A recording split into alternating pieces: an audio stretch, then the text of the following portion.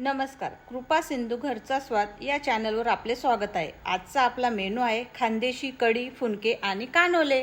चला तर मग आज आपण बनवतोय कढी।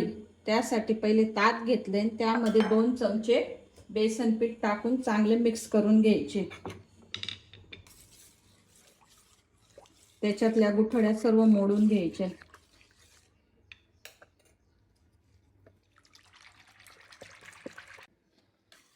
ताकात आपले बेसन पीठ चांगले मिक्स करून झालेले। आता आपण कढीला फोडणी देऊ। त्यासाठी तेल तापलेले आहे, त्याच्यात आता आपण मोहरी टाकू अर्धा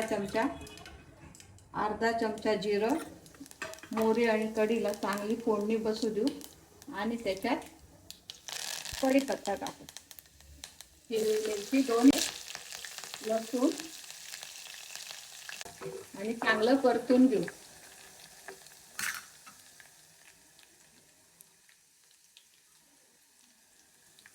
अर्धा चमचा हळद टाकू,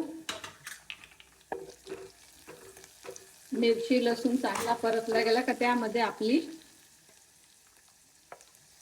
मिसळलेलं ताक मिक्स करू।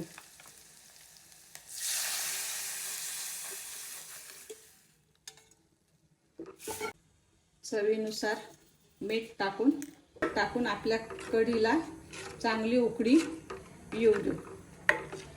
आता आपल्या कढीला उकळी येऊन गेलेली आहे। गॅस कमी करू आणि त्याच्यात मस्त कोथिंबीर टाकू आणि गॅस बंद करू। आपली कढी तयार। आपण करणार आहे खानदेशी फुनके। त्यासाठी मी घेतलेली 2 वाटी तूर डाळ। ही तूर डाळ आमच्या गावाकडची आहे, गावठी तूर डाळ। तूर डाळ आपल्याला स्वच्छ धुवून मस्त 2 ते 3 तास पाण्यात भिजत घालायची। बघा मग ही तुरीची डाळ मी पाण्यात 2 ते 3 तास झालेली आहे, ती मस्त भिजून झालेली। आता मी तिला स्वच्छ धुवून घेणार आहे आणि मग तुम्हाला दाखवते। बघा माझी तूर डाळ स्वच्छ धुवून झाली आणि मी चाळणीत पाणी नितरायला ठेवलेली आहे। आता ती तूर डाळ आपल्याला मिक्सरच्या भांड्यात घेऊन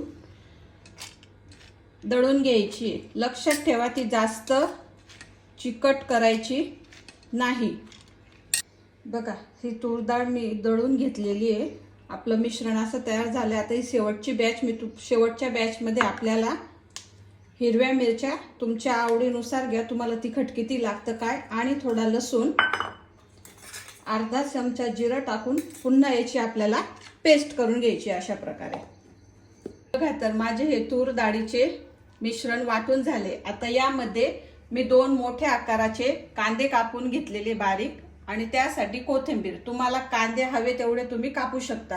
आता हे कांदे आपण या मिश्रणात टाकणार आहे।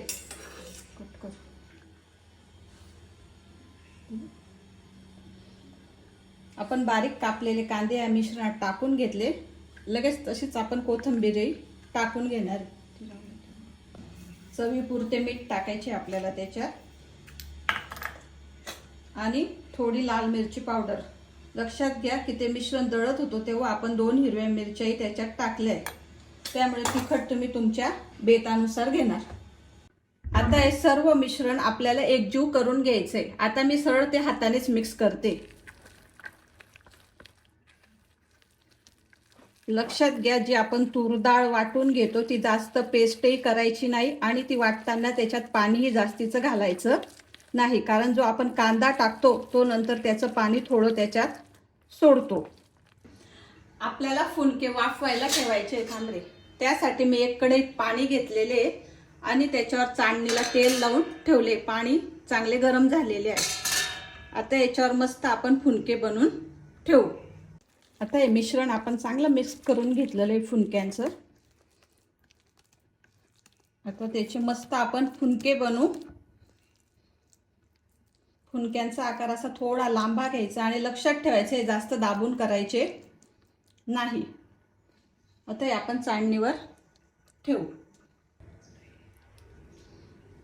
अशा प्रकारे मी चाळणीत सर्व फुनके ठेवून घेतले। लक्षात घ्या फुनके लांब लांब ठेवायचे, कारण ते वाफून झाल्यानंतर त्यांचा आकार वाढतो आणि ते एकमेकांना चिकटणार नाही। गॅस मोठा करून चाळणीवर झाकण ठेवून द्यायचंय आणि 20 मिनिटं हे चांगलं वाफवू द्यायचंय। आता आपल्या फुनक्यांना वाफवायला आपल्याला 20 मिनिटं झाले. आपण उघडून बघू ते कसे झालेले आहेत. हे बघा फुनके किती छान वाफल्या गेले. त्यांचा आकार मोठा झालाय पहिल्यापेक्षा आणि त्यांना तळे गेले. म्हणजे आपले फुनके छान वाफ होऊन झाले. अजून तुम्हाला दुसऱ्या पद्धतीने बघायचे असेल तर फुनके जे असते त्यामध्ये आपण चाकू घालून बघायचा.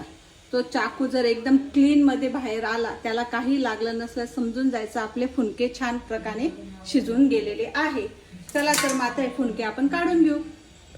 आमच्या खानदेशी भागात फुनक्यांसोबत खायला कानोले करतात. तर आपण ते कानोले करणार. त्यासाठी मी इथे 1 वाटी गव्हाचे पीठ घेतले. त्यामध्ये थोडं मीठ टाकायचंय. आपण पोळीसाठी घेतो तेवढं नाही घ्यायचं, थोडं मीठ जास्त घ्यायचं कारण हे खारसट असतात. ते चांगले मिक्स करून घ्यायचे. आणि आपण पोळीची कणिक भिजतो त्यापेक्षा थोडी घट्टसर कणिक भिजायची. चला तर मग मी ही कणिक भिजवून घेते. आपली कानोल्यांची कणिक भिजून झाली. आता आपण याच्यात ना छोटासा पुरीला घेतो त्याच्यापेक्षा थोडा मोठा उंडा घेऊ आणि हे चांगलं बारीक लाटून घेऊ.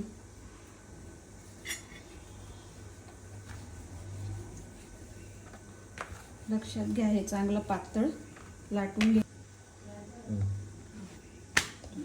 बघा आता आपली चांगली बारीक पातळ पोळी लाटून झाली.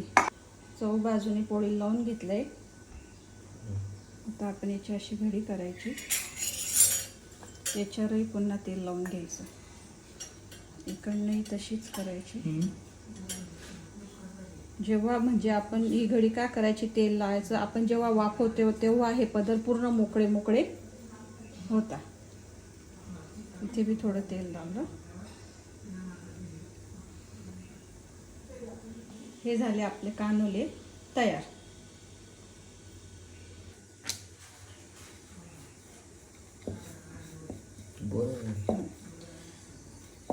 मी अजून एक दुसऱ्या प्रकारची कानोल्यांची तुम्हाला घडी दाखवते. असंच पोळीप्रमाणे पातळ लाटून घ्यायचं. पुन्हा सर्व बाजूने त्याच्यावर तेल लावून घेतलं. ज्याप्रमाणे आपण चपाती करतो, चपातीला 4 फोल्ड करतो त्याप्रमाणे करायचं. ही पद्धत खूपच सोपी.